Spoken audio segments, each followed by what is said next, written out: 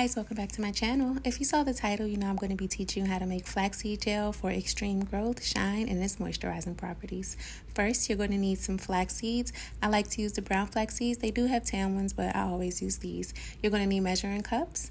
You're going to need whatever you're going to store your gel in.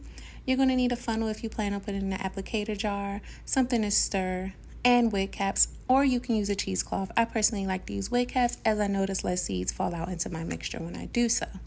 Next, what you're going to want to do is measure out your flax seeds. So I like to do 1 full cup of flax seeds and 2 cups of water. So you're going to always want to double your water per cup that you do for flax seeds. So if you want to make more, for example, you're going to do 2 cups of flax seeds with 4 cups of water, and so on. And now that I have everything measured out, I'm going to go ahead and start the cooking method. You're going to want to go ahead and put all of your flax seeds in a pot. You're going to then add your water. And you're going to want to take something so that you can mix it up. Go ahead and turn your heat to medium heat and give it a little stir. As you can see, it's been boiling for a few minutes now, so it's starting to get that light frothy, similar to oatmeal look on the top. But as you can see, it's still pretty liquidy. I personally like mine a little more jelly, a little more thick-like. So I'm going to let it go just a little bit longer, and I'm going to come back and check on this in maybe 2 more minutes. Okay, it's been a couple more minutes, and as you can see, it is at a rolling boil. I'm going to check it again to make sure that it's nice and thick, but not too thick. Just that perfect consistency that I like before I go ahead and remove it from the heat. So as you can see, it's definitely a little more thick than it was before. This is exactly how I like it. I don't like mine too thick, and I also don't like it too runny. So when this cools a little bit, it really is going to be that perfect consistency that I love to really work it through my hair how I like to do.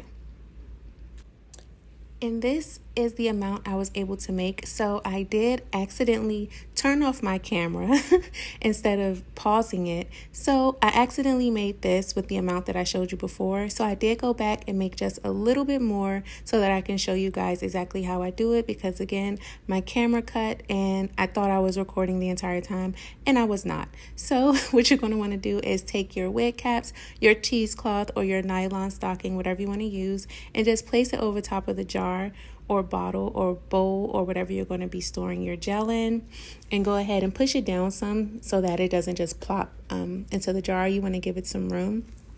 I'm just grabbing my pot right now, and I'm going to go ahead and pour it right in there while it's still piping hot.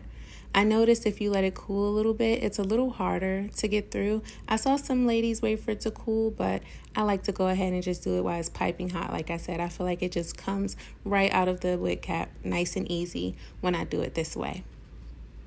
I also do it this way because I do not use my hands. Again, I've seen some ladies go straight in and squeeze it out with their hands, and listen, I don't have hands of steel. I can't do it. So as you can see, I'm using my tongs to really get in there and squeeze all of that gel out. And I'm just going to keep doing that for a little while until it feels like I've gotten everything that I can possibly get out of that wig cap. And then once it cools off a little bit, I'll go in with my hands and I'll just really try to get out everything else to see what might be left in there. But again, I went back and I just made a little bit, so that's much less than I would normally make. I just wanted to show you guys again how I do this process because, you know, we missed it the first time. So it's not much to get out of here, but as you can see, it's some coming out of there. And I'm just going to speed this up while I go ahead and get every last bit that I can get out of that wig cap. I'm going to go in with my hands now to try to really just make sure that it's completely empty. As you can see, your girl likes to get every bit. And this is what it's going to look like when it's done. As you can see, I was able to get a good amount in that jar with the 1 cup.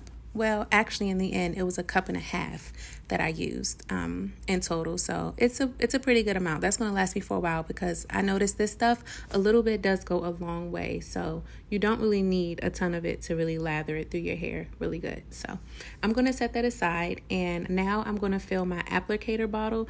You don't have to use this type of bottle. I just prefer this type of bottle versus the one with the little nozzle because I just noticed it comes out a little bit easier as it is a thicker consistency than something that you would put in a normal applicator bottle with the little small tip. I don't know how to describe it. like an oil bottle, I noticed that it doesn't come out how I would want it to.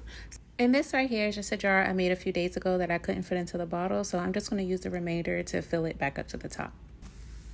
And I'm just going to use my funnel and pour it in there, and I'm going to give it a little stir because I notice it helps push it through. As you can see, when I stop using my spoon to stir, it comes out really slow.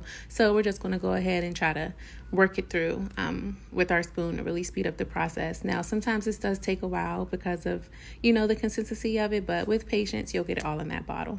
So now that I'm done, I'm going to go ahead and set that to the side, and I'm just going to put the top on my bottle. I do like to store my flaxseed gel in the refrigerator so it won't go rancid, as it is technically considered a food or something, you know, you would cook with. So I do put that bottle right there that you see in the fridge along with my jar.